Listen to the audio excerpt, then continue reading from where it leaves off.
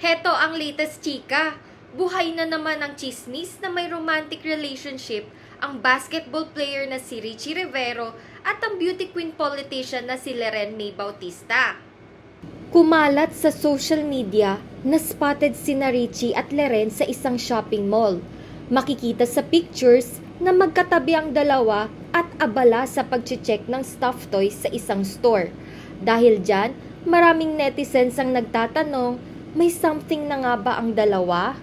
Kung matatandaan, ang beauty queen ang itinuturong dahilan umano ng netizens kaya naghiwalay sina Richie at ang aktres na si Andrea Brillantes. Lalo pang nasangkot ang pangalan ni Leren matapos siyang mag-post na kasama niyang nagdiwang ng birthday si Richie at nagkaroon pa nga sila ng outreach program sa Laguna. Noong Hunyo lamang, nilinaw ni Leren na fake news ang chismis na siya ang rumored girlfriend ni Richie. Kasunod niyan, naglabas din ng statement ang binata at sinabing magkaibigan lamang sila ng konsehala. At yan, ang latest bandera chika natin for today.